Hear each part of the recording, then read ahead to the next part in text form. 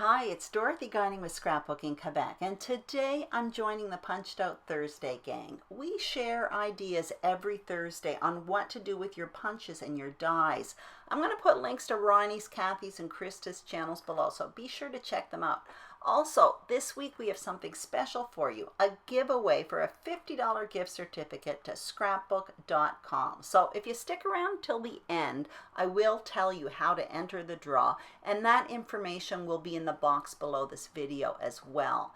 So here's what I'm going to be using. I have 4 of the 5 new 2021 colors from Stampin' Up. I have ink, cardstock, a 6x6 paper pad, and enamel dots. And here are the tools I'm going to be using. I'm going to be talking about how small, inexpensive punches can have a big impact on the layout. And I'm also going to be using some of my favorite dies, the ones where I've had the best return for my investment. And finally, if you are a double page scrapbooker, tomorrow on this channel, I will be doing a layout process video for the double page to this layout.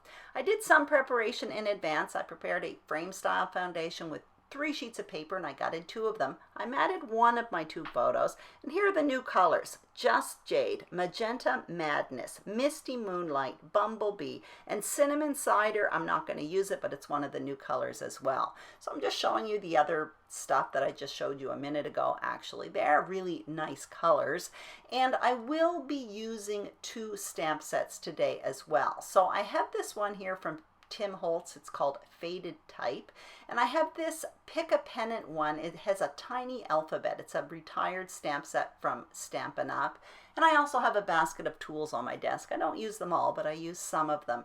And the first thing I'm going to do is stamp my background in these 4 colors. Basically what I did was I found myself the middle of the page, and I'm starting by stamping a messy line down the middle. I'm stamping twice before re-inking, and then I'm just working my way out. So I'm stamping it in all the colors, and the blue is going to be both on the right and on the left. So I just really felt like playing with these new colors today. They are very, very new to me.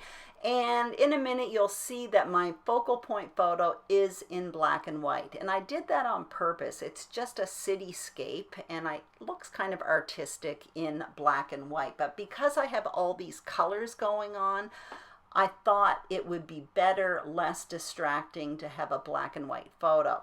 So I'm taking this 6x6 paper and basically forming a messy photo mat. So I'm playing around with placement, and that part is going to be in the top right of this layout. Now 2 of them are mostly hidden, so I chopped them down a bit to 3 inches by 6 inches, and I am putting measurements for all of this on the screen.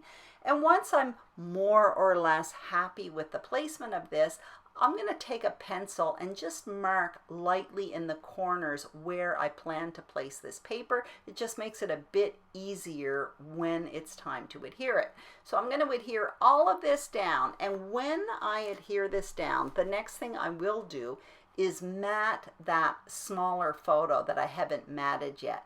So what you're going to see me do is get out my Big Shot, and I'm going to be getting out one of my favorite sets of dies, and they are nesting rectangles. They are rectangles from Stampin' Up with stitched edges. Right off the bat, I'm going to tell you, anything stitched on dies, I absolutely love them, but basic shapes are great. So basically what I'm doing here is creating a frame. So I'm taking these dies, which are, you know, they're nesting. One fits inside the other. So I'm putting one inside the other. I'm showing you washi tape because if ever your dies are moving around, you can lightly put washi tape down and it will hold it in place. That or a Post-it note. Anyway, I put the 2, one inside the other, ran it through my Big Shot, and it created a really nice little frame for me. Now what you see me doing is backing that photo in scrap cardstock because I want it to pop up off the page just a little bit. I have 3 layers of it. It's kind of like foam adhesive, but I find it I don't know. I have all kinds of scrap cardstock around, so it's a great way to use it. It's also pretty solid underneath the photo, so it's not going to bend. So that's more or less how my photos are going to be placed. And if you look up close, that frame has a stitched edge. It's absolutely beautiful. Now here I'm showing you my title. I cut that out in advance with my Big Shot, and those dies are from Pinkfresh Studio. It's called the Adore Alpha set. And I find all alphabets for dies, Big Shot dies for alphabets, extremely useful because they are kind of pricey. At the same time, you can use them over and over again for your titles. When you pay $7 for a pack of thickers and after 2 titles you have no ease, well, let's just say you do get your return on your investment with letters. And these ones from Pinkfresh Studio, the Adore set, they cut out really, really well. But I like all alphas for my Big Shot. So as you can see, I placed my title in the bottom left-hand corner. And now what I'm doing is getting out this tiny banner punch. And I got that free one time from Stampin' Up as a promotion. And it's very, very small, but it does have a big impact on my page. So I'm going to line a few of them up under my main photo and a few on top. Now, if you look at this page, I've got stamping, I've got colors, I've got a big title. So as far as I'm concerned, I can't have anything really big else going on here, but I do want to finish my page with some embellishments. And that is why small punches, small stamps in this case, work really, really well. What I'm doing with this stamp set is I stamped out the word Our City, and I'm using this tiny circle punch, which I absolutely love, to punch out the letters. So I find this tiny embellishment that I'm creating, this tiny banner that says Our City, really does have an important finishing touch on this page. But these punches are small, the stamps are small, and they were inexpensive, but they do really work well. Sometimes just a small hit of color somewhere, and that's where a punch can come in handy, or a small stamp, can really finish off a page, and it's just something very, very small. So that's why I want to talk about small punches and how they have an important role on a layout, or how they can have an important role. So anyway, I am adhering these banners down with foam adhesive. I've got the letters popped up with foam adhesive and those banners with foam adhesive. And now I'm simply adding a bit of twine behind it because it's fun to have banners strung up on a string. And that's going to go just beneath my focal point photo and just on top. I do have a few finishing touches once I finally get this down. I am struggling a little bit just because I couldn't get the foam adhesive off of the foam for some strange reason. But what I do after I finally get this down is that ampersand with my title, which is Out and About. And by the way, I didn't mention it, that came from a different alpha set because the Pinkfresh Studio Adore set didn't have an ampersand.